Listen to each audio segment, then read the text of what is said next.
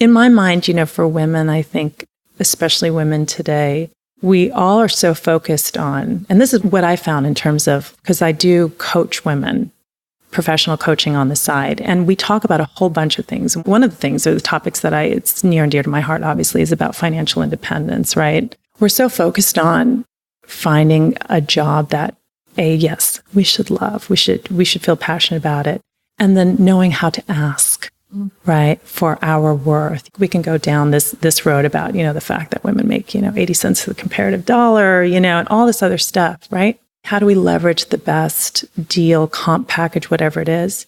This is what I'm finding, that enough women are truly fully understanding that, okay, so you're making this money, but now what are you doing with it?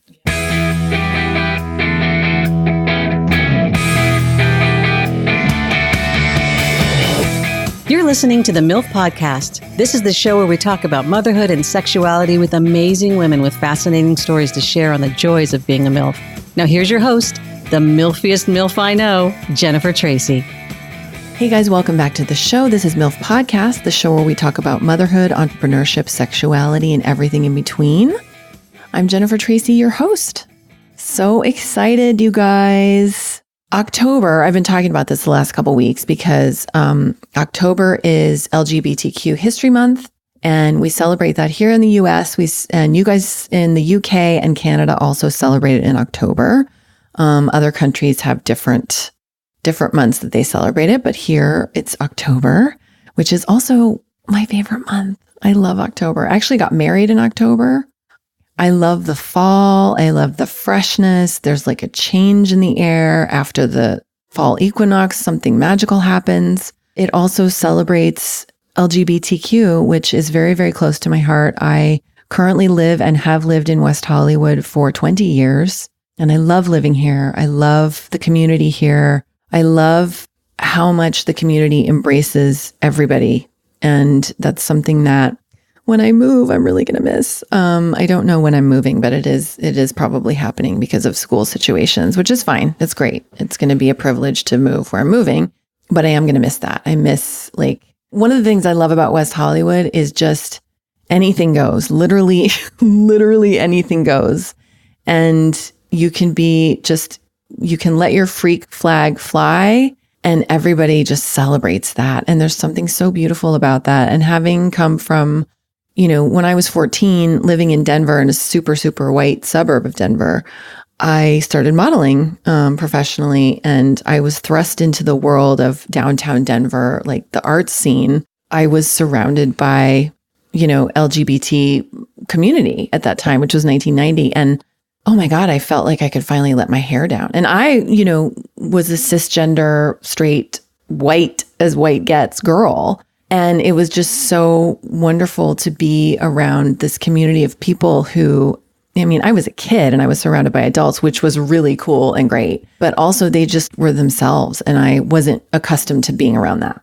And there was something so attractive, so attractive about it. And then when I moved to New York, same thing. When I was like a day 18, I moved to New York, and same.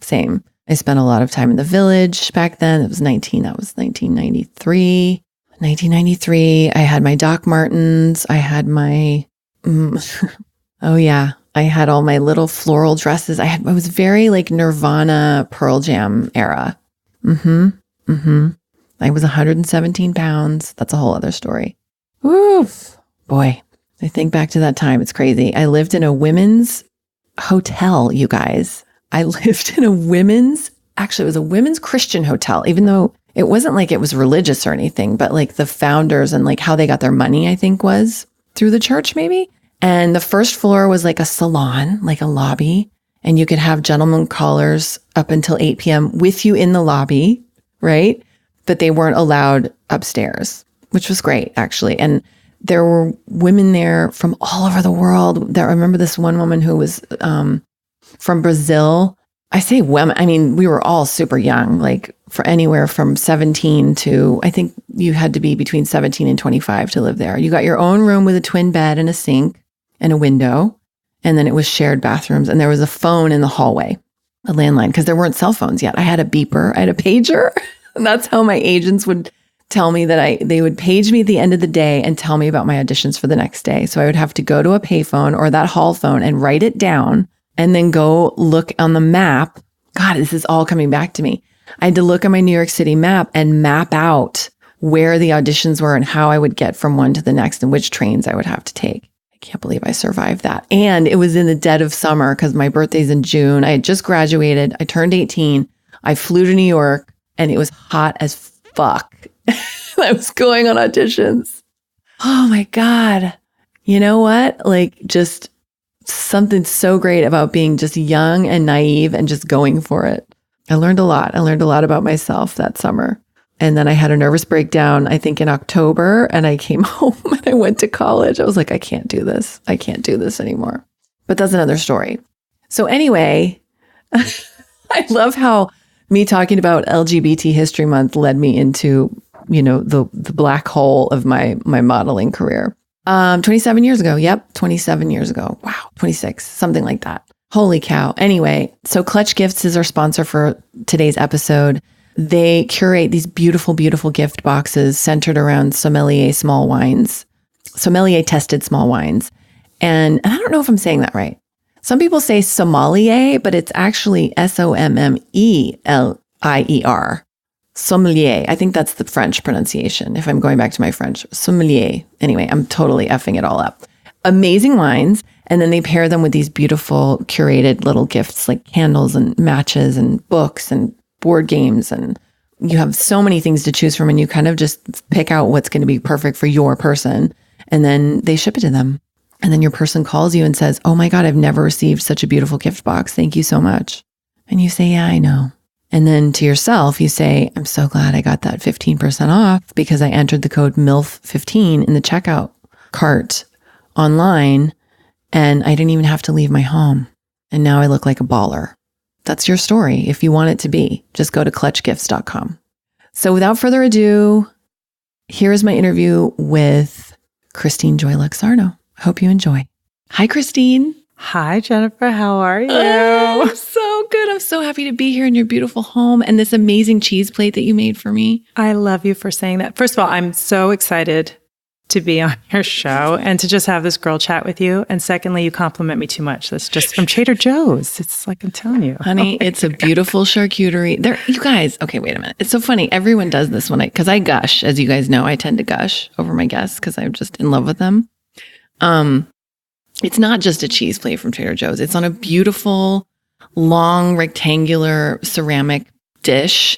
It's got olive tapenade on it. There's perfectly washed grapes on the end. There's a cheese knife. I mean, come on. And she's got little side cheese plates with pictures of Swiss cheese on it.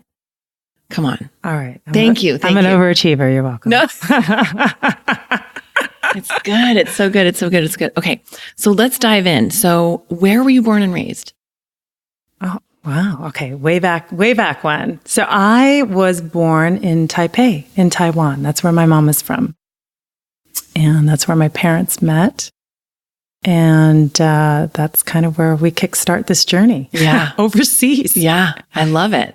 And how long did you live there before coming to the U.S.? All right. So I'll give you kind of like the condensed version of the long story. But essentially, so my dad was in the Air Force. And he's American, Italian-Irish descent, grew up in New Jersey.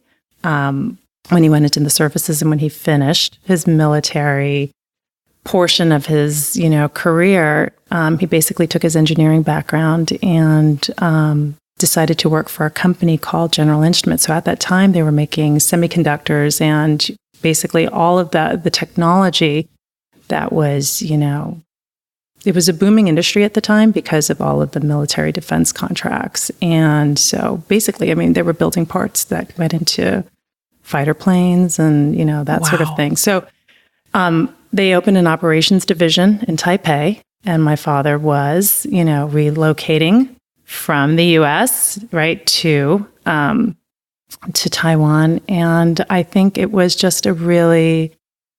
For him, my father has always had a love of the Asian culture and obviously Asian women. So the story really kind of goes, my parents met in 1968.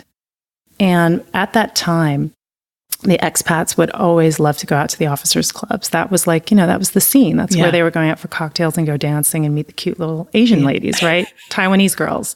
And my mom loved music, like all of the just American music, all the import music, Motown, all that stuff. She loved to dance. She really, that was her jam. So my father saw her on the dance floor with her girlfriends, and he said it was love at first sight. Oh, yeah, he asked her to dance. I know. Oh, that's so sweet. He asked Mom to dance, and they always tell this story. I remember being a kid, and it was cute when I was little, but by the time I was a teenager, I'm like, you guys, I'm over it. Because they would say, and then we got married, and then, and Christine was made in Taiwan, and there's a stamp on her butt, right? That says that. Oh, yeah, okay. So when we would live there till I was 3, my sister was born, my younger sister, she's 18 months younger. And then when I was about 3.5, my dad was basically given an opportunity to relocate back to New York. And we moved back to the US in 1974. My mom wasn't a big fan of that decision. And it was a troubled marriage pretty early on. So, long story short, though, my mom pretty much came to this country under duress. She felt she didn't have a choice, and she didn't want to lose her girls. And so we ended up in New York. We lived there for another 6 years. And we can go into more detail about kind of what that was like. But what part of New York were you in? We grew up in Long Island. In Long Island. In Long Island, yeah. Same company, but they had New York. One of their New York offices were based in Long Island. Okay. So we kind of lived like the suburban lifestyle in Long Island. And from the outside, we were just part of the regular, middle class kind of suburban families. But people didn't. I think for me, it was a struggle because I was born in another country. I had a mom where English was a second language. So that was already kind of a barrier for her to really get acclimated to this new country and this new life. And then there was, arguing and abuse going on in the household. So it was just, those years were really interesting trying to grow up. And then also at that time, being a kid in the mid-70s, when you're of kind of mixed descent and you're growing up in a predominantly white neighborhood. Oh, sure. Yeah. So, I just didn't know kind of. You were holding a lot on your little 6-year-old plate. You're trying to figure it out, right? Yeah. So Wow. So it was definitely, it was a lot of memories that, I choose not to kind of go back and relive often. And I've processed a lot of that. And, I understand that those experiences have actually helped to mold and shape who I am today. So I'm grateful for all of it. But it wasn't really the happiest childhood, to be honest. And then when I was 9, my father was given the opportunity to go back to Taiwan again. And my mom was so happy about it. But I think that was truly the beginning of the end to the marriage, because we were there for 3 more years, and my mom was a completely different person. I think she had evolved living in the States. And, I think it was for her, I think it might have strengthened her a bit to come back to her home country and to be able to reconnect with family. Sure. Who had actually, in all honesty, kind of abandoned her when she had made the decision to marry an American man. And so we lived there for 3 more years and then moved back to the U.S. again permanently when I was 13. Wow. Well, what was it like going back to Taiwan when I'm sorry, Taipei? Mm-hmm. No, Taipei. So Taipei's the capital of Taiwan. Okay. And I got confused. It's all good. That's Whitey McWhitey over here. It's so you moved back to Taipei, the capital of Taiwan. When you were 9, what was that like, making that shift back again? I mean, I'm sure you were still swirling within what you were describing as a dysfunctional household anyway. So no matter where you go, there you are. But for me, I think at that point, it was, when you're a 9-year-old kid, you have your friends, but I think that age to kind of make that transition, to make a major move like that, if I look back, I would say I'm glad it happened when I was 9. Yeah, and not 13. Not when I was 13, right, or 14. Yeah. Again, my dad, he was a senior leader. He held a very high position in this company. We lived like expats. We went to a private English speaking school, international school. But the same thing too, it was really difficult to, I think, acclimate, because not so much that we didn't want to make friends or try to, establish a sense of community there, but because things were so bad at home and always so bad at home, it was difficult to have friends come over. If my dad was, had way too many drinks, it was difficult to have friends come over when my parents were screaming at each other. So, during those years, it was almost like we kept all of the stress and the pressure of what we were experiencing at home to ourselves. Right. And I think that's also kind of combined with, there's a cultural influence there too. In the Asian culture, you don't share anything that might cause you to lose face. Right? Yeah.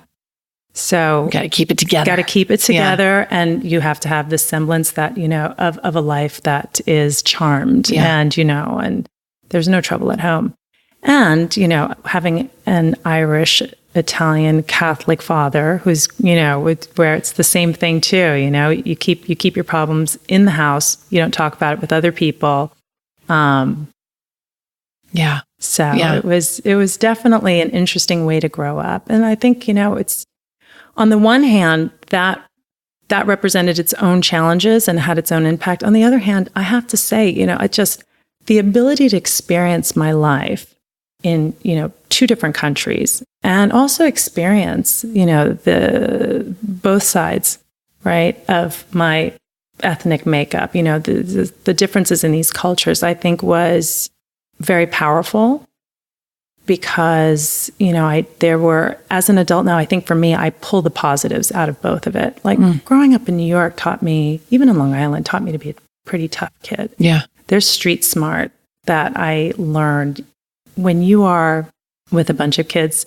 A lot of my friends are, we're from like Queens and Brooklyn and just, even and hanging out with people that are from like the tri-state area. There's like a certain level of street smart that scrappy that comes with it, which I really appreciated. And then on my mom's side of the culture, which there's so much, beauty and elegance and history about the Asian culture and specifically about being Chinese. I remember, sometimes after school, my mom would take us to take walks in sometimes the local gardens, and we would walk around the temples, and that was just that's really magical. It was very magical. Going grocery shopping was so much fun too, even on weekends. Right down the block we would have, that's when I was actually introduced to the concept of a farmer's market, was growing up in Taiwan. Where you would literally go down the street, literally 2 blocks away. And every morning, it's like fresh fruits and vegetables. I mean, you get to pick your fish of the day literally out of the fish tank, what you're going to cook for dinner that night. And so just experience that was wonderful too. That's so neat. That is so cool. So, okay, so you're a teenager, and I'm sorry, you said you moved back to the States as a teenager? When I was 13. Okay. In time for 8th grade. Oh, just in time. Just in time. Puberty. Oh, yeah. Yeah. Perfect. And you moved back to New York again? Moved back to New York, back to Long Island for good this time. Okay. That was a lot of fun. And then you met your scrappy friends. And you guys hung out, and you were like West Side Story. No, I'm kidding. Man, you're a jet all the way. So funny. I mean, I was just actually thinking about this the other day, and I was talking to Sabrina about it. In my super duper white high school, private high school in the suburbs of Denver, we did West Side Story my senior year. And I really wanted the part of Anita, right?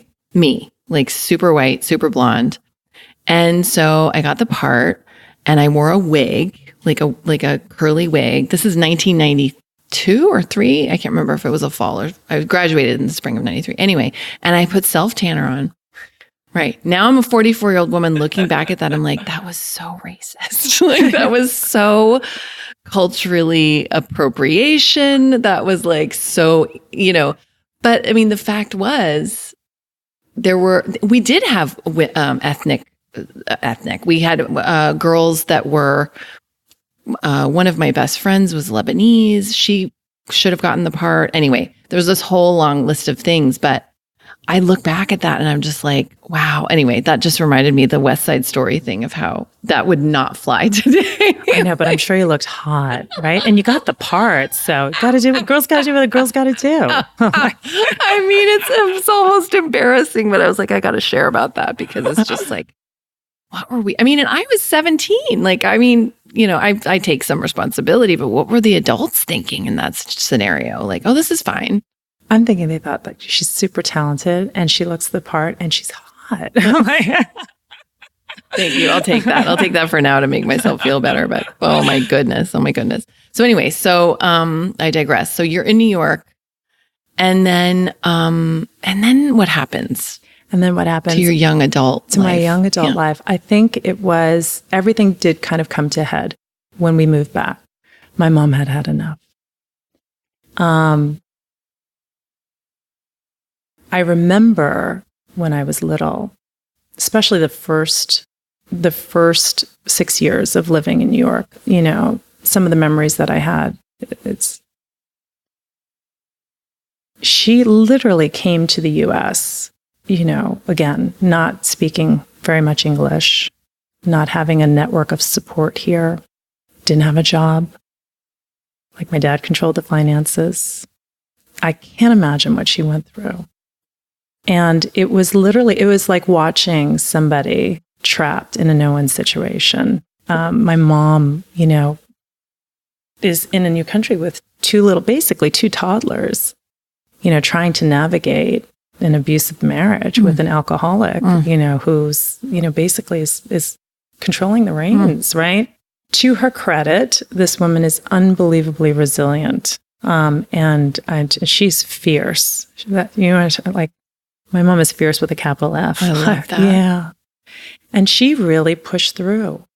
And I think what was really important for my mom was that as she was starting to pick up more and more, you know, of the English language, and she was starting to make some friends, you know, even back in the 70s, you know, we had some empowered women, you know, that were guiding my mom, you know, to just try to do better for herself. And they encouraged my mom, once she had a grasp of English, to try to find work. And that was really difficult. My father was dead set against it. He felt that, you know, her job was to stay at home and take care of myself and my sister.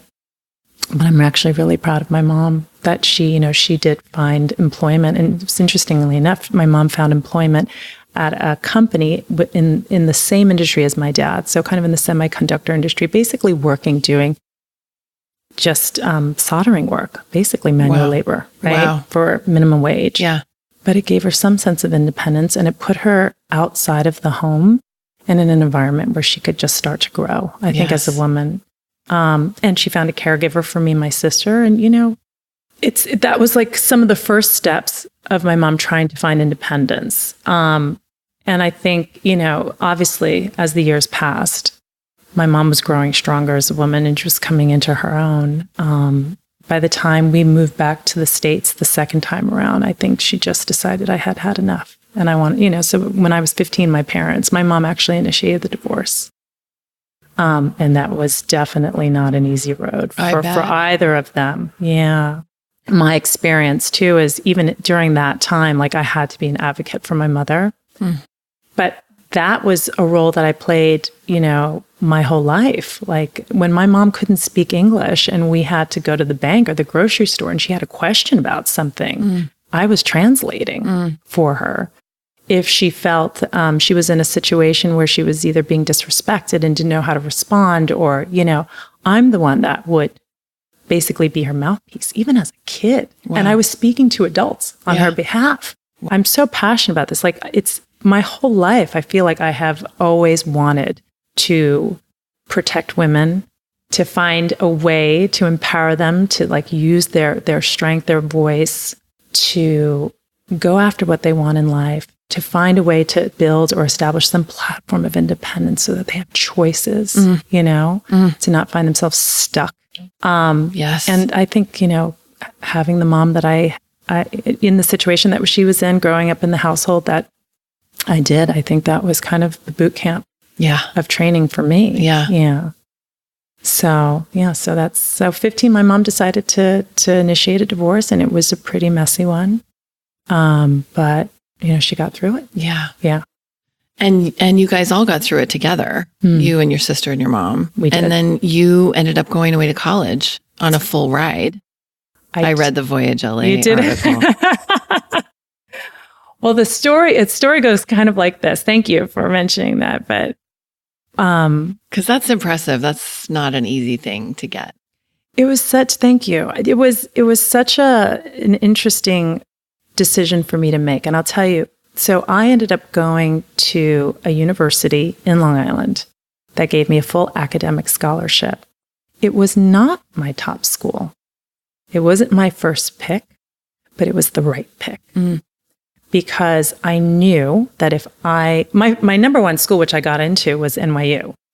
At that time, my parents, as divorce generally happens to impact couples this way, but really kind of financially destroyed both of them. Yeah. Right.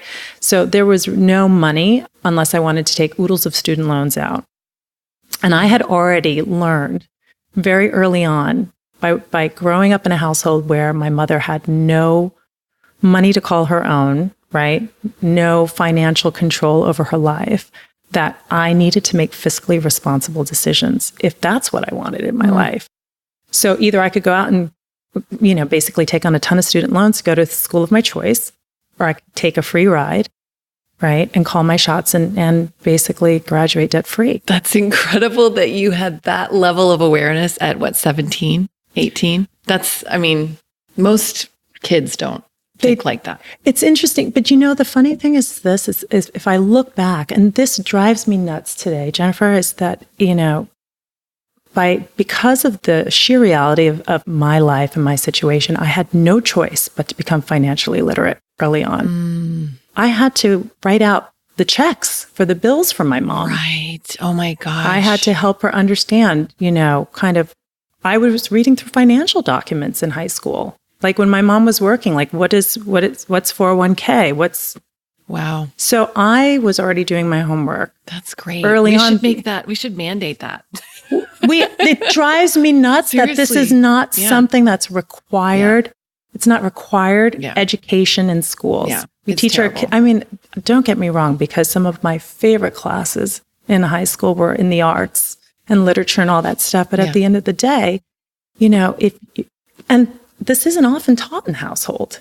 It really isn't. No. And I think, kids today, it just blows my mind how they treat money. Oh, yeah. I was in college. I remember in college, my first day at BU, I had transferred to BU, so it was my second year of college technically, but there were all these people. This was 1984 or 5, and they signed me up for a credit card. I didn't really know what I was getting into. And they gave me some insane limit at that time. I think it was like $15,000 or something. I didn't really even have a concept of what I was getting myself into. I just was like, oh, free money. Like I was so just naive, but it's dangerous. It's really dangerous. It really can be. And but it's also one of those things too, where it's exciting. Like all of a sudden you felt like, oh, I do have some independence and financial control. But what we don't realize, and it's that it's very easy to go down this really dangerous rabbit hole financially, if we don't really understand kind of how money works. A couple of years ago, I read a book about planning for like wealth in the future. Just, there's so many great authors out there. Someone as basic as Susie Orman. Yeah. It's like, and it was stuff that I hadn't even thought about that I should be paying attention to in terms of how to protect myself and my family. Not even so, because I was reading books on mutual funds in college, saving money, like where should I be putting it? That's so sexy. Inflation, so inflation amazing. Versus like, interest rates, are crap. So, and it was just like, oh, okay. If I am head of household, and I'm, the primary breadwinner, and I've got 2 children to support, like what happens if something happens to me? Like things that people don't necessarily want to think about. Do I have all the right legal documentation in place? How often should that be updated? Yeah. Have I named someone that's going to step in and speak for me? All those things. Yeah. A million percent. And then there's amazing platforms out there, like digital platforms out there that you could actually, there's ways that you can do this absolutely turnkey. Low cost, cost, totally. like where you don't necessarily have to call a lawyer. And then, I think a great book that women should read is Rich Dad, Poor Dad. I don't know if you're familiar with that book. Familiar. Right. Yeah. And it's just, again, it's a little bit of a reminder on, it's not just about making money to pay your bills. In my mind, for women, I think, especially women today, we all are so focused on, and this is what I found in terms of, because I do coach women, professional coaching on the side, and we talk about a whole bunch of things. One of the things, or the topics that it's near and dear to my heart, obviously, is about financial independence, right? We're so focused on finding a job that, yes, we should love, we should feel passionate about it, and then knowing how to ask, right, for our worth. We can go down this road about, the fact that women make, 80 cents to the comparative dollar, and all this other stuff, right? How do we leverage the best deal, comp package, whatever it is? This is what I'm finding, that enough women are truly fully understanding that, okay, so you're making this money, but now what are you doing with it? Yeah. Yeah. Right? Yeah. How are you investing? Yeah. Right? Goes even beyond spending. What are you doing to create a platform that supports your dreams, your happiness, your independence, your ability to make choices? Yeah. So if you've got a crappy partner, you can walk away. Yeah. Right? If you are in a job situation that is not serving you anymore, right? That it's okay because you got a couple months or a year or a couple of years, that allow you to take the time that you need to find something else that's commensurate with your experience and your expectations about pay. Yeah. So you don't stay in a job that you're miserable at. Yeah. No, having those skills is equal to, and utilizing them, of what you're talking about, investing in yourself, really. It's you're like buying your freedom pass, basically. You're buying your own freedom. You're buying your freedom pass. And you know what I'm finding too? We talk about also women like know your worth, or, communicate your worth, or ask for what you deserve. But it's really hard to do that when you are in a place where you feel very vulnerable, where if you can't look around and go, if I'm going to be on my own, if I have to be on my own, if I have to pay my mortgage, if I have to X, Y, or Z on my own, I can do it. Yeah. So by the way, Joe Schmo on this date, you don't get to disrespect me. Yeah. Right. Or, all senior leader in this company, Yes. you don't get to manipulate a situation in this way at work. I'm not going to tolerate it. Yeah. Because I don't need this shit. Yes. So. Yes. Preach. So there's so much. There's so fascinating. And thank you for sharing that history about your origin and your mother's journey, because I do think that's so interesting. And when we look at like the lineage of our mothers, and, I could go off about mine. I'm not going to right now, but not go off about her, but I could go on about my mom and what I've learned from her, and then her mother before her and her mother before her. And like, just looking at the choices that they were faced with, within their circumstances, and how I'm now doing what I'm doing. And I'm so grateful that I have the ability to make the choices that I have, that I am a single woman, divorced amicably, and, forging a new path for myself. That's something that nobody in my maternal line was able to do, So you're a pioneer. Okay, I'll take it. And I'm going to give you extra badass credit because you have to figure this out on your own, right? Yeah. And on top of that, you have a son, which means that you're modeling the type of woman. I have a feeling that he's going to find a partner that, is very similar to mom, which is a great thing. Yeah. Yeah. So good for you. Thanks. I tip my hat to you, my dear. Thank you. I do. Thank you. So I want to talk about your journey to motherhood. So we're going to skip several steps. So I know you went to New York, you went to Long Island for college, you did that, and then you went to Manhattan and you kicked ass in Manhattan. Kind of, Can you give me a little bit of that? You know what? So I, senior year of college, I graduated in 1993. I'll be 48 this year. Yeah. I love it. Feels so good. It does feel good. So good. And it looks pretty fucking amazing too. Yeah. So, right. Well, as I look at this gorgeous woman in front of me. Okay, well, wait a minute, because now we're going to go on this tiny rabbit hole. When I first met Christine, it was at the Self-Care Project, which Jackie McDougall hosted, along with Suzanne Gilbert-Glens, both of whom have been on my show. And I was sitting at the Oxford House, and I was sitting next to Christine, and I just kept looking at her. And you were you always are, so beautiful. And I was like, I recognize her from something. I think it was from Instagram. I don't know what it was from, or some article I'd seen you in. I don't know what it was, but I was like, I know her. I thought you were an actress, and I felt a little like giddy, like I had a little crush on you. I was like, she's so pretty. She probably won't even look at me. And then you turned to me and you smiled, this radiant smile, and I was like, oh my god, she looked at me. Like, you're so generous. It's true. I think I was sporting like a huge like 40-year-old, acne zit. I think that day I was like, that is nowhere near my memory of you. My memory of you is completely photoshopped beauty, God. Flawless skin, and hair, just that hair. Okay. So, so you went to Long. All right. So, okay. Right. So I 1993, and we were just actually coming out of recession then too. So the job market wasn't in our favor. And if you're in the East Coast, you're generally trying to get a job in New York City, primarily, in financial services. There are a lot of people that kind of went into, the stock market and all that stuff, or finding something in advertising.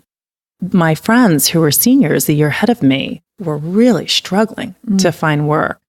Some of them opted to go on to grad school, get their MBA, whatever. There were some that had to take a year or two off. And so I was like,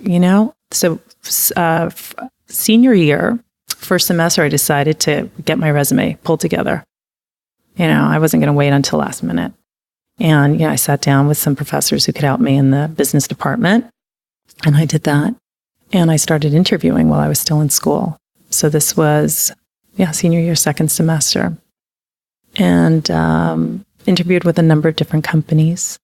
The one that was most attractive to me was obviously a multimedia company based in New York, Rupert Murdoch's News Corporation. I think about that. Back then when he used to own like HarperCollins book publishers, TV Guide. Do you even remember TV Guide? Of course I do. Fox was just like, that was falling kind of under the umbrella. I mean, so it was really neat. And I went to work for their printing division because they had initiated in that particular year this new sales career track program. And they were actually heavily recruiting from top schools in the East Coast. Why they picked Hofstra, I have no idea. Because they were recruiting from Notre Dame. They were recruiting from all these Ivy League schools. And they came onto the Hofstra campus. And I remember going, this is the job I wanted. So when I ended up getting the call to come in to interview, because they were basically initiating their first class, their beta class of undergraduate recruits that they were going to develop along this sales career track and basically turn us into their top performers, right? They were grooming you guys. They were grooming us. There were 10 of us. 10 of us selected across all these schools, and I happened to be one of them. I was so excited. And we were in this big boarding room in Midtown. I mean, literally like this beautiful mahogany table. Wow. And, they had croissants and all kinds of pastries in the middle of the table. Nobody wanted to touch one. We were all so stressed out studying the list of senior leaders that we were going to meet with. Yeah. It was so great. And I remember, to this day, the memory of this is so vivid for me. I felt so intimidated. For as confident as I was as a kid, and as confident I was in high school and in college, in this moment, I didn't feel like I was worthy. I was here with all of these amazing candidates from schools that were just, prestigious schools. And to be one of 10 and look around the room and to feel that tension, the tension and that energy and that competitive energy already, because you know what New York's like. Oh, yeah. And I was so stressed nervous just out. I listening. was. And, you know, the first couple of interviews, you know, I felt I had ace, but there was just this one. And this is the one that drives me crazy to this day. She was the first female executive that interviewed me that day. First female. And maybe it's to my benefit that she decided to be she was the hard ass of all of them. And when she, at the end of our half-hour interview, she goes, "What makes you think you're more qualified than the rest of the candidates in the room that have graduated from more prestigious schools?" Now, wait than a minute. you? Were you in the room with all the candidates? No, this is a one-on-one. This is a one-on-one. And I was like, I got mad. It was a fuck you moment. Really? It was. And then all of a sudden, the Christine that, you know, wanted to protect my mom, wanted to be, you know, just, I was always the voice in my group of friends. Like I'm the one that's going to step in. And if I have to tell somebody off, I will. Yeah. But I'm so glad she asked me that question, because I said to her, I said, listen, I'm not worried about it. I said, I'm going to lead by example here, and I'm going to show them how it's done. You know? And what was her reaction? She was floored. She's like, good answer. Oh, yes. Good answer. So sexy. Oh my God, that's Good amazing. answer, And you were what, 22? Yeah. That's so amazing. 22. Like, trust me, when I walked out of the room, I think I was in a daze. I'm sure. I literally felt like someone like sucker punched me. But it was, you know, but I love that. I love that. So then I ended up getting the job. So, oh gosh. And how long did you stay there? So I was with that company for a total of 6 years, actually about 2.5, almost 3 years in. You know, I was pushing for promotion pretty quickly, and they didn't have an opening in Manhattan, but they did have one in LA. So that's how you came And that's how here. I ended up in Los Angeles. I I jumped at that opportunity really, really fast, because it was, you know, first of all, not married, no kids. I was just, you know, rent. I just had to worry about rent, no car payment. You know, I just, you know, nothing to really tie me down. Yeah. And I'm an adventurer. So I love, you know, trying new things, seeing new places. And so this was a wonderful opportunity. And I mean, talk about, you know, it would be one level of compensation increase if I stayed in New York, which would be okay if there was an opening.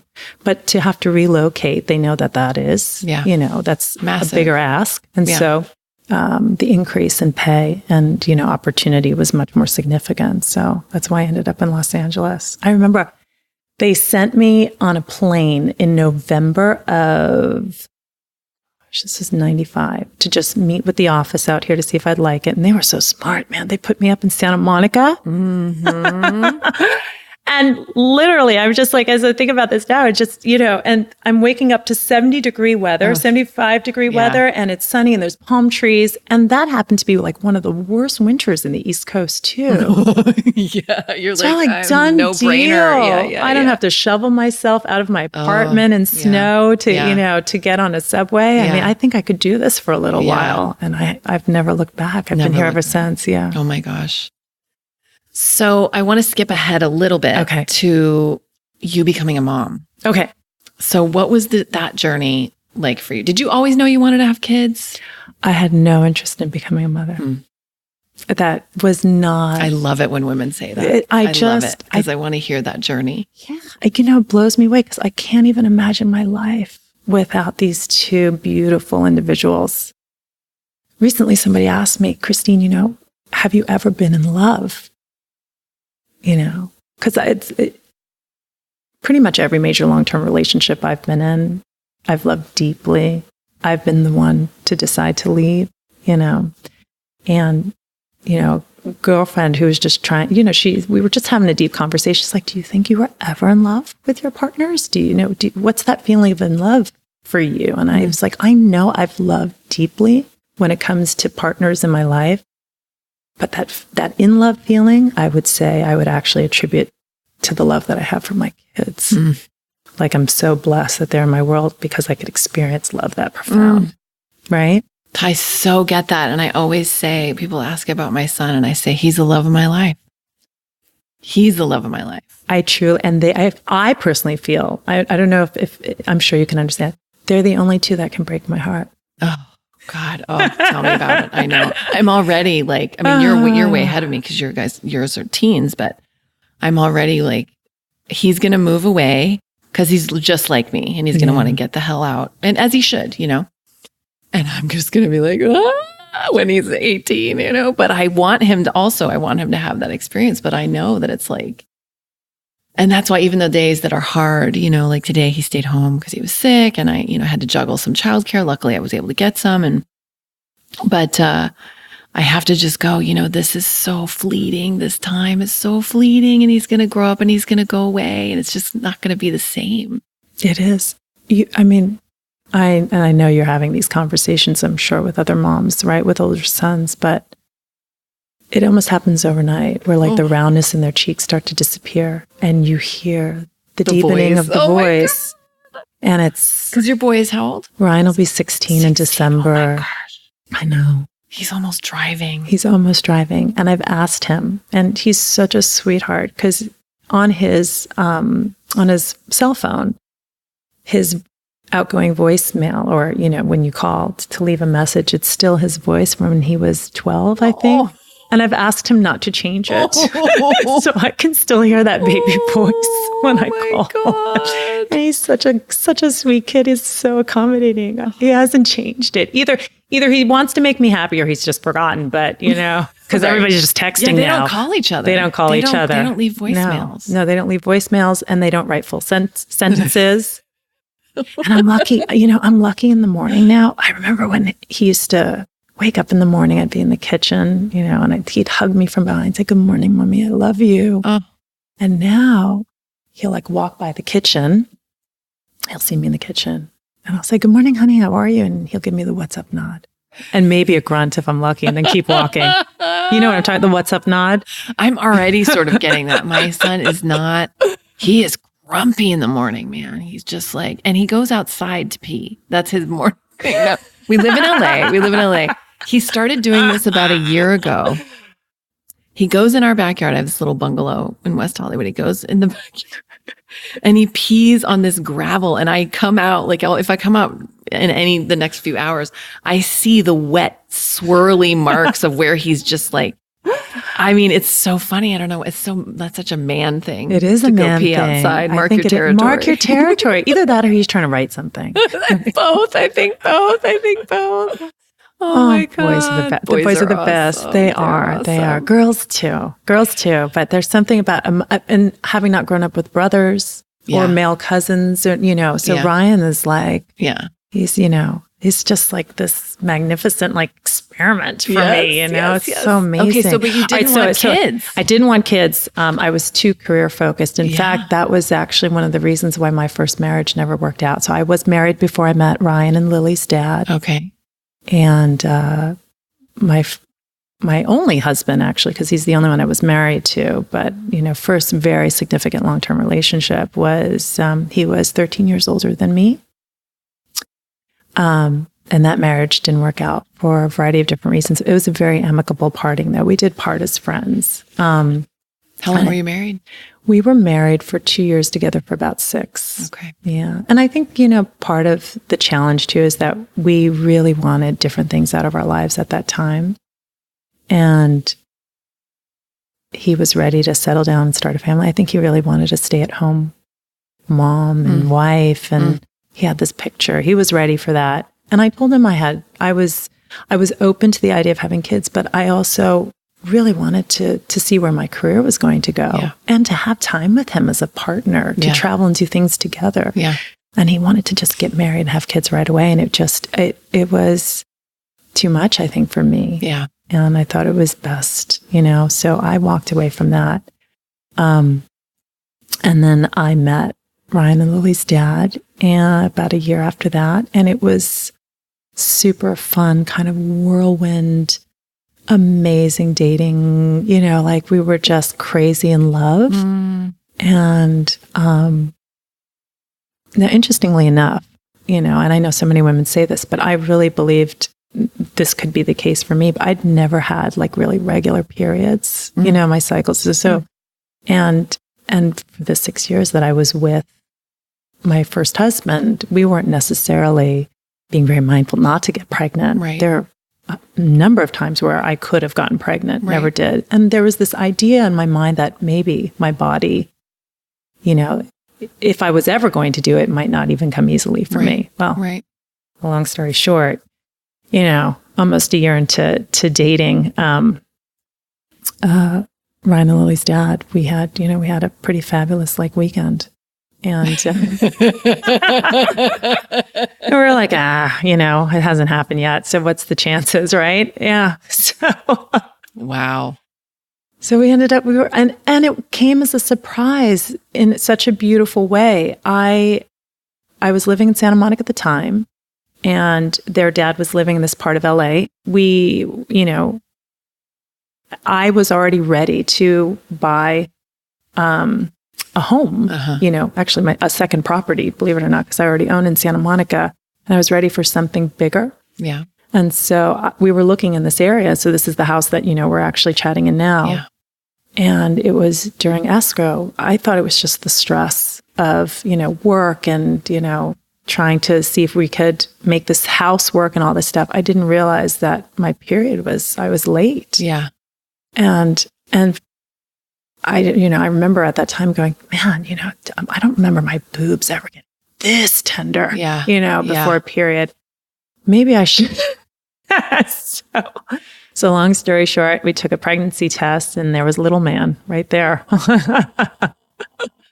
Yeah. And I remember that week too, freaking out like, oh my gosh, I've had 3 girls' nights this week, you know, where I just what was I doing? I had way too many apple martinis.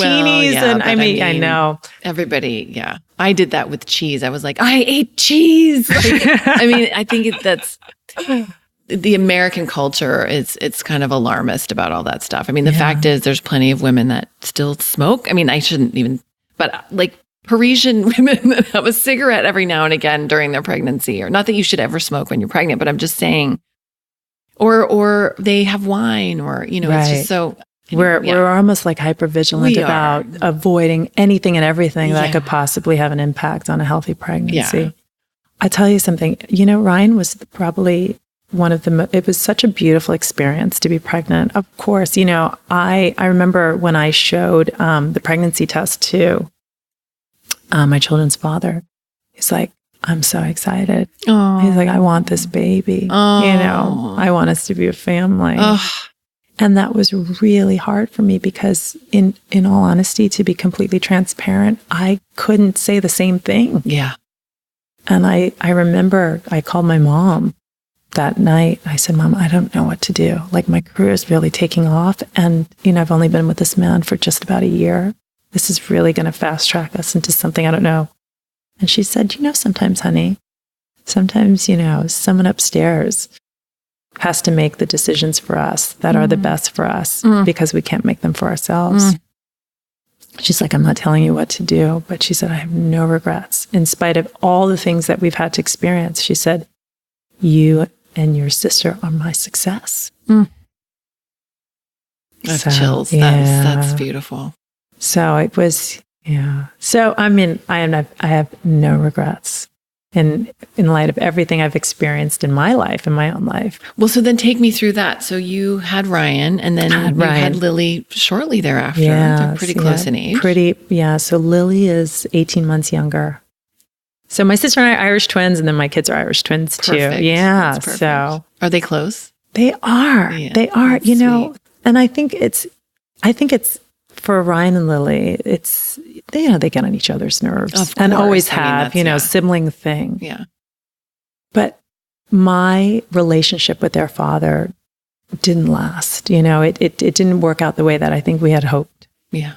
And so from very early on, because we separated when Ryan was, 3.5 and Lily was 2, they've always had each other. So even if they had to go from mom's home to dad's home, Yeah. and what was consistent was the fact that they were always together. Yes. And I think That's so comforting. It is comforting, and I think it actually kind of helped to strengthen that bond. Yeah. Between the two of them. The times that I remember Ryan would antagonize his sister, which would drive me nuts, and sometimes I would Be like, dude, for the 5 minutes that mom can sit and quiet and actually, right, you know, why you have to tease your sister. But he would be the first to come to her rescue. He, you know, I have this beautiful memory where we were actually West Hollywood Park. And Lily was playing, you know, by herself with a little sand pail and shovel. And Ryan was hanging out in the jungle gym with some boys that he had met. And this little boy, I don't know, maybe he had a soft spot for Lily and the way little boys show it, right? So, but he came over and grabbed her shovel and her pail and ran off with it. And she started to cry. She's like, my shovel, my pail. And Ryan jumped down from the jungle gym before I had a chance to even get up and kind of, you know, intervene, right? He jumped down from the jungle gym and chased this little boy and was like, that's my sister's. Give that back to me. So it's so sweet, you know, to see that. Yeah. They're really tight. Yeah. They're really tight. That's awesome. Yeah. So you found yourself in this position of being a single parent, and you had already done all this work at that time to set yourself up for this very thing of being an independent woman, having your own money, having your own career, having your own deal. Yeah. What was that like? I mean, it was still hard as hell, I'm sure. It was so hard as hell. Yeah. I mean, you know, Jennifer, one of the things that I don't want to, you know, so I don't want to mislead. It's, you know, I'm not like a, you know, hey, this is not cutting it for me. See ya, peace, right? We as women, man, we just exhaust all possible avenues. And we do by the time we're done, we were done a long time ago. Yeah. And I truly, you know, so I do want to make that clear that, you know, whether it was my first marriage, my relationship with Ryan and Lily's dad, there were problems. Yeah. And there were problems that we were trying to fix that just couldn't be fixed.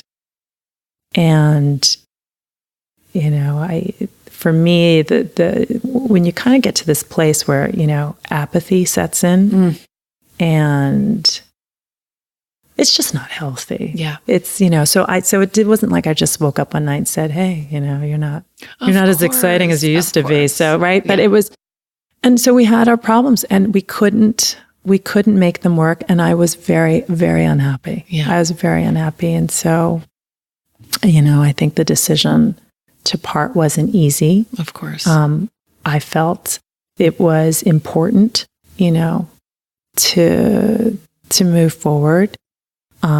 I don't think he was very happy about that decision. And so, you know, it was difficult. I mean, you know, as I've shared with you, lawyers had to get involved. And, you know, sometimes when people hurt in a breakup, you know, they leverage anything that they can to make the other person or the other party feel that hurt. Yes. And so maybe in my situation, because I was financially stable and secure, and, you know, for the better part of our relationship, I was the one who was the primary breadwinner. I think that was one of the ways that, you know, my ex could create an impact in my life. Yeah. Yeah.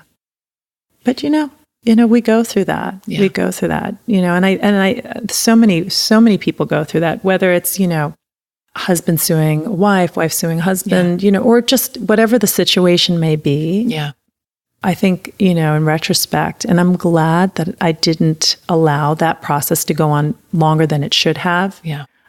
Is that all of that time, energy, and resources on a variety of different levels detracts from just moving forward and having a happier future. Yes. Yeah. And, you know, again, my mom being the wise, you know, she's the OG of coaching, you know, for me. Oh. She's like the original. Right? Is your mom still with us? My mom is still with us. Yeah. Yeah. We talk weekly. She still lives in New York. Oh my gosh. She is, you know, we have like a crazy Chinese American mom-daughter dynamic where she still kind of wants to tell me what to do, but at the same time too, she's proud of my independence, you know? Yeah. But, you know, she's always been one of the first people, if not the first, that I would go to just to get her counsel, because she's really wise. She's been through a lot. And she reminded me, she said, you know, money comes and goes. Your health, your life, you don't get that back. And so while you're busy fighting, right, she's like, you're not in a position to build your future. Yes. She said, it will come back to you, but you have to be able to have the time and the resources for it.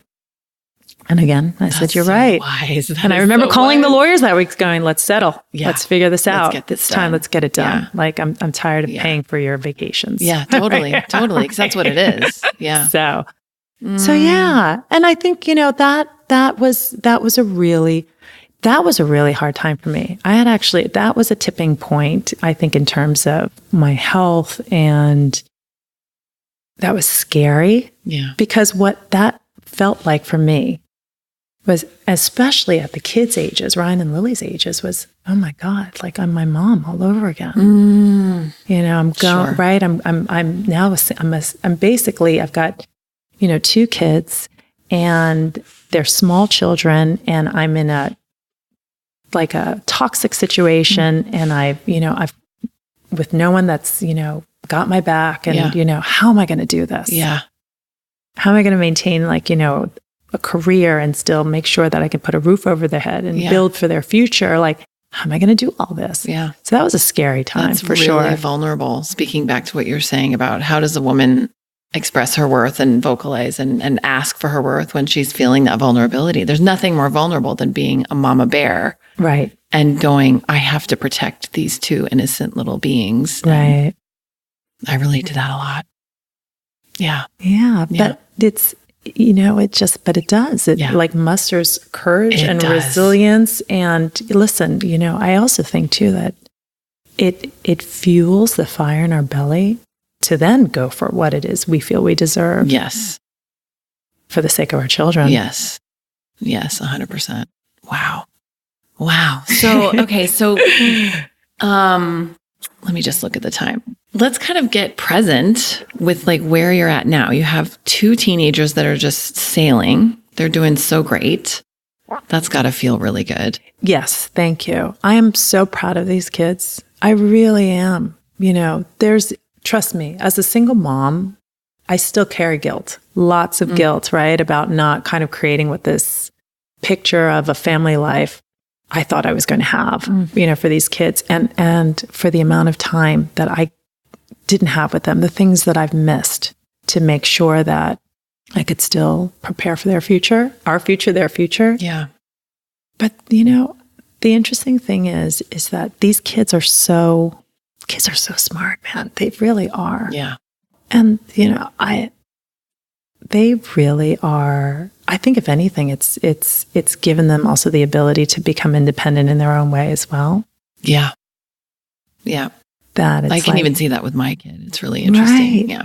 And it's, especially sons, because when they're, a friend of mine who's a child psychologist, but she said, generally when when there is no father figure in the home, in the actual home, the son usually decides to kind of act as the man of the house. Yeah. Yeah. And you'll see it in how they love you. Oh my God. Right?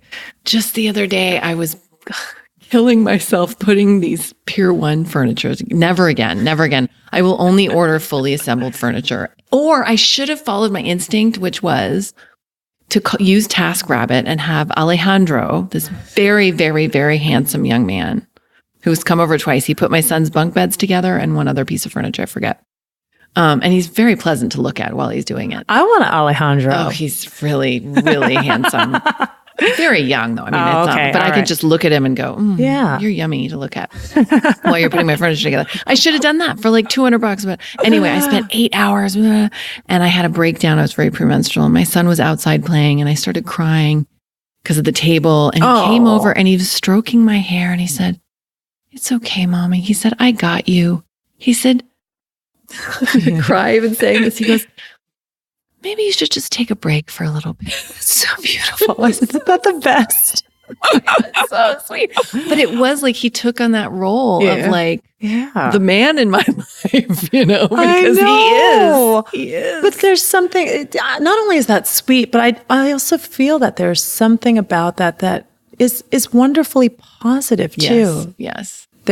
Our sons are going to be nurturing partners. Yes. They're going to know what it's like to be a very independent woman, be with a very independent woman that's, and And maybe because they grow up with the mothers that they have, right, they'll be able to kind of know how best to respond. Totally. Right? Like, he didn't try to fix me. Right. He didn't shame my feelings. He just held me in that emotion and let me have it. And then I got up and I, did take a break or whatever. But I think that's a big thing in all of my relationships, my romantic relationships. I never was with, I think men in general, and bless them, they don't know how to hold a woman in her varying emotional states. And that's where the whole woman's PMSing, or the woman's crazy, or the woman's unstable.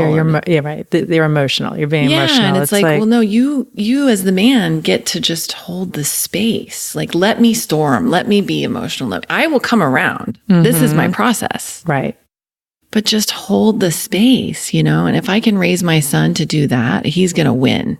1,000,000%. And and that's just, hey, Mars, Venus, all of that stuff too. But I think how beautiful, and I'm so glad that, you can relate on this level. Like, I truly believe that my interaction, my dynamic with my son is in the hopes that, hey, I think I would love for him to find a partner, someone that I want him to find someone that he doesn't have to take care of. Yes. Or he's not looking for someone to take care of him. Yes. Like someone that he wants to be with, that's going to challenge him, that's got her own passions, that, whatever it may be, but then to also be able to kind of best respond to her needs, her emotions, all of that stuff, because at the end of the day, it's, you want your kids to be happy too, right? So, and that's a skill. That's a skill that we learn whether we know it or not. Exactly. Okay. So what are you up to now? Okay.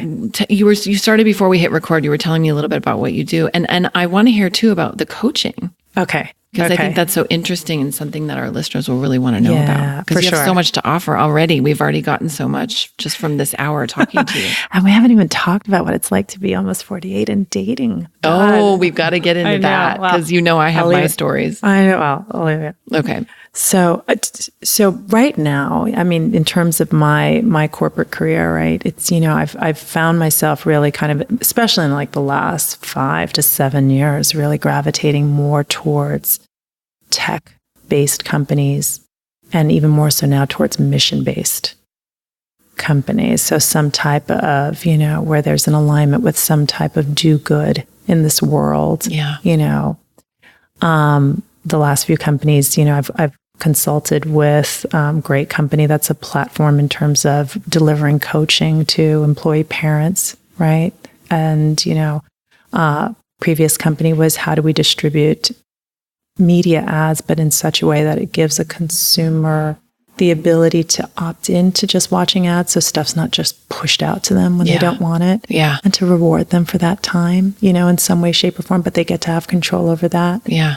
And even most recently, working with a company called the Baby Box Company, which I love, but, it's essentially delivering parenting education in a non-judgmental way to expectant parents. And then you're rewarded for just learning about, different topics. And, you talked about like postpartum. I mean, that's also part of like, their planned course content. But it's rewarding people in some way, or, doing something to kind of create some good in this world that's not just about selling stuff. Because I came from a background where I was working for companies that, help brands sell, 2 or 3 more extra bottles of bleach to consumers. And that kind of that transactional sale, although years ago was really, it was lucrative. I was making a lot of money selling for those types of companies or establishing business development relationships with those companies.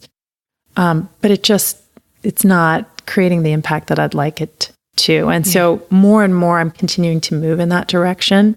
And I'm actually looking for companies to align with and to support in that way, right? Where maybe, some platforms, different companies that I'm looking at, where it's, maybe it's a subscription-based, you buy the service or this product, but a significant percentage of those proceeds are going back into the community or back to help, different, I guess, groups or causes where they need the funding, you know, so that to me is really important. And then I would say probably in the last 3 years now, I've been working with individual coaching clients, primarily focused on just like professional growth and helping to navigate whether they're kind of through more so along the lines of they're still working in a corporate environment or company environment, and how to negotiate better salaries, how to deal with maybe it could be something as basic as, you know, they've got a very challenging situation with senior leadership. They're looking for ways to get more recognition, or, you know, so it's really about helping to support them in terms of finding their voice, which has a lot to do with what they're worth, you know. So do you primarily work with women coaching? Only women? Only women. Yeah. Only women. Yeah. Not to say that I don't love the men. Yeah. But, right. But, you know, how work dynamics are very different for women. I still believe that's the case, you know, and after 25 some odd years of, you know, kind of being in the corporate side of my life, the industries have definitely shifted and changed in terms of how women are supported, but we still have ways to go. Yeah. We really still have a ways to go, you know, and I just believe that it's still just as hard for women to kind of break that glass ceiling. Yeah. So, but what I'm finding in terms of the women that I coach is that, you know, we start to talk about things outside of work. And oftentimes it gets into like relationships and that sort of thing. And, you know, and so it's the discussion and the tone and the direction that I take is very congruent with how they could potentially be approaching things from a professional perspective. And I try to help them kind of take a look at it. Like your personal life is the same. Of course, if you're going to if you're going to negotiate hard as hell for a great comp package, why wouldn't you do that in a relationship? Yeah. You know? Yeah. That's the perfect segue into dating in your 40s. Let's get in there. Let's get up in there. So are you currently dating? I'm dating somebody now. I'm dating somebody now. Okay. Yeah. I mean, I would say that I have found myself in a relationship, pretty new one. Wow. Yeah. It's only been a couple months, 5 months, 6 months. Yeah. Okay. That's substantial. It is. It is. It's, I guess, right? In today's. I think so. Yeah. And we're still kind of seeing where this goes, which is, you know, wonderful. I think as a single mom who's got a very full plate, right? And career and a whole host of other things, I think it's not easy. It's not easy to date, and it's not easy to be in a relationship. Yeah. And, you know, dare I say that especially women in her 40s, it's a tough time. You know, the men that I've met before I met this current beau or partner or what, you know, or I mean, he's graduated from Fuck Buddy, so.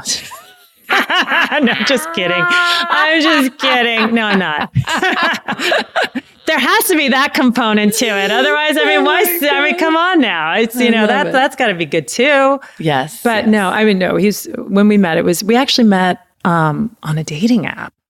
Well, that's how it's happening now. I mean, that's, and the first date was a FaceTime date. Oh my God.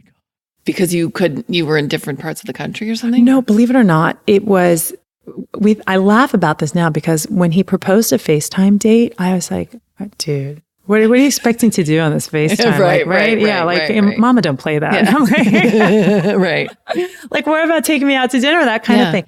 And it's so funny. His way of dating now is to just have an opportunity to connect with somebody and just speak with somebody and see if there's even a connection before you just show up on a blind date. Pretty much it's like a blind date, right? Yeah. And realize now you got to sit through a dinner or something. Yes, that's true. And so, you know. That's pretty smart of him. He's a pretty smart guy. He is. And the FaceTime date, it actually went well. So it was, I would say that it was good enough that he was interested in making sure that he was able to take me out to dinner before he had to go back on the road. So he was in LA. He'd been in LA for a couple of weeks. He was actually donating some time on the Gentle, is it the Gentle Farm or the Gentle Farm? Oh, yeah. It's right. I think it's called the Gentle Barn. Gentle Barn, I'm sorry, yeah. Yeah. His dream is to own a country estate. Yeah, he wants to have a farm at some point in the future. Really cute. Does he have a brother? Married. I was just about to go, married. And in fact, I've met the wife and the kids. So no, I mean, wonderful. Yes. Brother's wonderful, but you don't want to, that would be messy. God, no. Oh God, no. Hell no. But I'm sure he has friends. Yeah. Okay. So it's been a wonderful experience so far, but I found that before Josh, so his name is Josh, let me put his name out there because I'm an open book, but I mean, he's significantly younger, he's 36, will be 36. I'll be turning 48. And I didn't necessarily go into this thinking that this was going to turn into something, right? Yeah. That was substantial. Yeah. So, but it's really been great. But even prior to even meeting Josh, what I'm noticing, especially as a woman at this age who already has kids, who's already has an established career, is doing her own thing, is that it's really difficult, I think, to meet somebody who kind of appreciates all of those different things going on in your life. And isn't intimidated. That's the thing, yeah. I personally, this is my opinion, I think men that are quote unquote age appropriate for me right now, I've gone on a number of dates with men that are like, they don't know what to do with me. They don't. They don't. I mean, I will concur. Like that has been my experience. And yeah, it's again, I think it goes back to this thing of like that mother relationship that these men have had with their mothers, whatever, like it all stems from that. It really does. So would you say, because in my experience, it's like, whoa, okay, she's not necessarily looking to get married or have kids. Like she's been there, done that. Or, she has her own money, so I can't really call the shots on this one. Yeah. Or it's, wow, she's intelligent. So, I mean, shit, or she drives a little nicer car than I do. Yeah. And it's such it's almost like they don't feel comfortable. They don't feel manly enough. Maybe. Do you think? I think they don't know how to feel. I think they, and then this is a sweeping generalization, sure. But I think in this kind of dynamic, they don't know how to access their masculinity in a way that feels satisfying to them. Because I like that, yeah. It's like, and if really, again, it goes back to that thing I was saying about, I'm always so proud of my son, and he can be a little shit too sometimes. I mean, we got ready for school, we were late, and I said, we're going to be late for the bus. And he said, Mom, I don't give a fuck. He's 10. He's 10.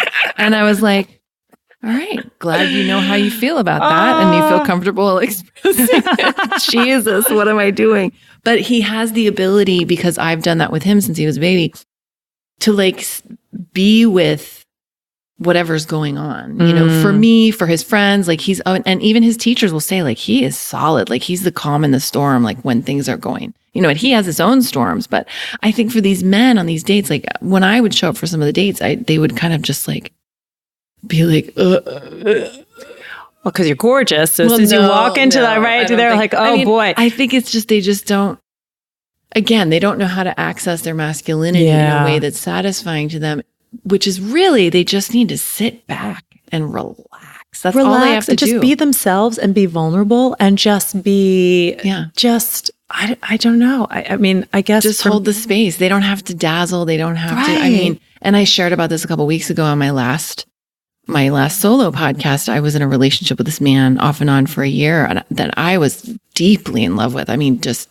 like hopelessly in love with him. And he had these certain insecurities and he kept pushing me away. And part of it was, he would share, well, I don't feel like I make enough money, or I don't feel like, and I was like, I don't care about any about that. I don't need your money. I don't want your money. I'll make the money. You can stop working. Like, I don't, I mean, I would say this to him, like jokingly, but not. It's like, that's not what I love about you. That's not what I'm attracted to in you. And, like he's a wonderful father.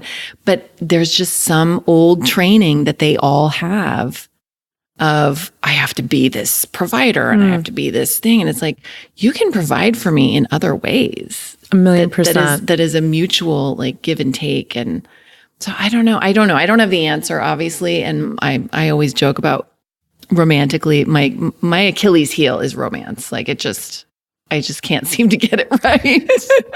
but that's right. We have to keep putting ourselves out there though. Right. But because I'm so glad you met Josh and you guys are having fun. We're having fun. We are having fun. And he's a great guy and a good person. And it's also a wonderful time, I think, in a woman's life, given kind of, where we both are at this life stage where we can go into this without any like expecting like specific hard outcomes from the time spent. Like, let's just go with the flow. Yeah. Let's enjoy each other. Let's just enjoy each other. And let's see where it takes us and how life evolves together, Because that's all that's going to happen anyway. Whether or not you think it's, I think back to when I had my wedding and my this and and the baby and none of it turned out at all how I thought it was going to. And divorce is a wake-up call, right? In that there are no guarantees. Yeah. Yeah. Oh, don't worry. My editor can cut it out, or we can just leave it. Okay. Well, phones ring. Well, that's my home line. That's where all the telemarketers go. Oh my God, it's the worst. It's the worst. They're the worst. And this is the hour when they call, right? They know you're going to be home. That's right. Let's see. Okay, I think we're at the time when I get to ask you the fun questions. Drum roll. This has been so much fun. Oh my God, this has been so much fun. I've been having a blast. Oh, thank you. Thank you. Okay. I just inhaled my own saliva for 1 second. Do you guys ever do that? And you're like, oh, excuse me. Christine's like, no, I never do that. What do you think about Christine when you hear the word MILF? Us. Yes. You girl and me. Yes. Yes, absolutely. The two of us. I think, how about this? Any mom. Yes. Any mom. Yes. Yeah. I honor all of us. Yeah. Amen. Yeah. What's something you've changed your mind about recently? Specifically as it relates to dating, and then even in my professional life now at this stage, not being so tied to having hard outcomes. Oh. To being really open to what is going to happen next and not having to have the answers right away. Yeah. Yeah. Oh, I love that. Someone recently said to me, a mentor of mine, she said, Jennifer, you're really good at planning and you're really good at outlining and you're really good at like forecasting. She said, and that's great.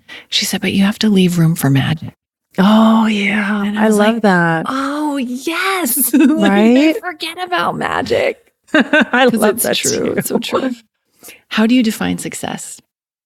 I don't want it to be as general as just saying happiness. I think success is having the ability, right, to create what that looks like for yourself. To be empowered enough to create that, right? Mm-hmm. So, and happiness, we all define that differently. Like the way you define it, the way I mean, and for me personally, so success is maybe just knowing that I will always have the freedom to make any choice that I want that serves me and the people that I love the most. Yeah. I love that. Okay, lightning round of questions. Oh, I love this. Ocean or desert? Ocean. You were insulted the desert was even on the table. Like dust in all my private parts. And gosh, that's one of the reasons why I didn't end up going to Burning Man. I'm like, just going to say Burning Man. Yeah. Burn, baby. Favorite junk food? Nutella. Oh, girl, you're singing to me right now. I remember discovering Nutella when I lived in France, when I did a semester abroad. And it was like, where have I been living? Like, the angels sing literally when you take a spoonful of that. They do. I mean, that was part of my 30 pounds I gained in France. That and all the booze I drank and all the croissants and fresh bread and brie. I know, but it's worth it. It's worth it. Oh, yeah. Movies or Broadway show? Movies. You took a moment on. So I took a moment because I just there have been some powerful Broadway shows I've been to, but I tend to really get immersed in a movie theater. Yeah. In a different way. Yeah. There's a different intimacy. Different. Yeah. Daytime sex or nighttime sex? 24/7 sex, girl.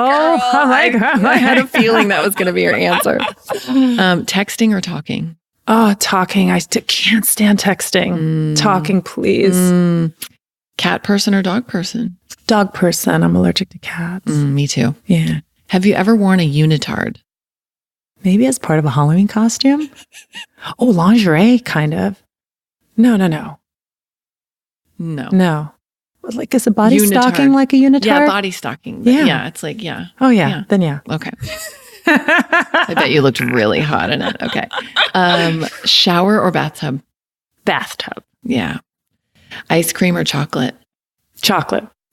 On a scale of 1 to 10, how good are you at ping pong? All right, this is so embarrassing because I'm half Chinese. I suck.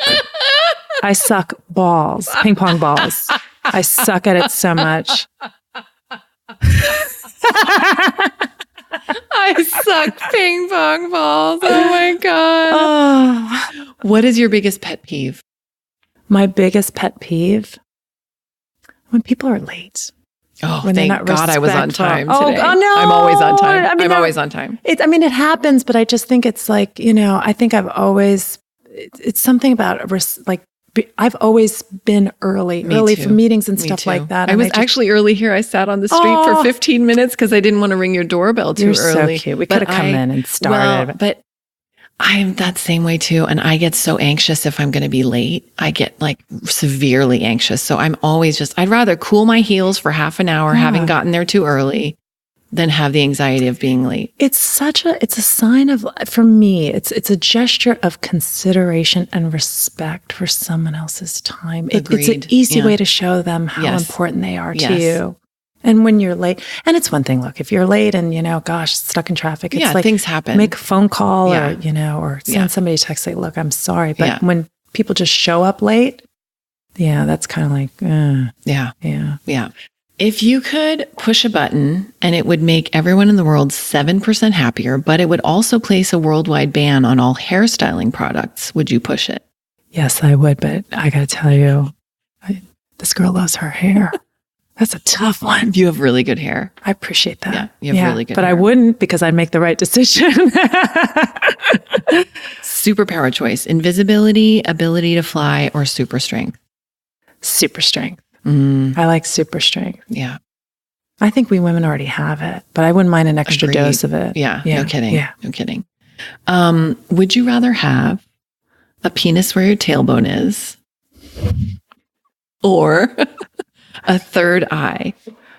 The penis works and you get an orgasm from using that penis? Fully functional. Penis. Who doesn't want more orgasms? I'm just thinking of this now. And this is I think you're episode 69. Yes. I love that number. Appropriately so. I think you are. I think you're 60. Oh, no, wait. I think you're 71. Oh, that's the year I just gave you. Sorry. That's okay. That was the year I was born in, so that's even better. Yeah, I'll take it. But I can't remember. But anyway, what I was going to just say was it's just realizing after 70 times of asking that, I just realized I should have made it so that you could fuck yourself with your own penis. I should have said, damn it. Now I'm going to have to. Kind of like male yogis that can give themselves blowjobs. Yes. Oh my God. Respect for any guy that can do that. That's all I'm going to say. Respect. #respect. #self blowjob. That's right. Oh my God. Yeah. What was the name of your first pet? Jimmy. Oh. Yeah, he was our dog in Taiwan. Oh. And my mom said he looked like a peanut farmer, so she named him Jimmy Carter. And what was the name of the street you grew up on? Oh. And you can pick. I can pick anyone. Oh, okay. Pine Tree. So your porn name is Jimmy Pine. Jimmy Pine. Jimmy Pine Tree. It sounds like I need to break out a banjo. I think so. Right? All of a sudden the movie Deliverance went through my head. Ding, ding, ding, ding, ding, ding, ding. Oh my God. Christine, thank you so much. Oh, You're just a joy and a treasure. Jennifer, I love you. Thank you for having me. I had so much fun. Oh, I really too. did. It's such an honor. Thank you. Thank you. Hey guys, thanks so much for listening. I really hope you enjoyed my conversation with Christine. Join me next week for episode 70. 70, you guys. Oh my God, that's a big milestone. I'm going to be celebrating by bringing you a solo episode with just me. And I have a few other little surprises in that episode as well. I can't believe it. Episode 70. This is big time. This is big time. And remember to go to clutchgifts.com to get your gift code of MILF15 to get 15% off. I love you guys.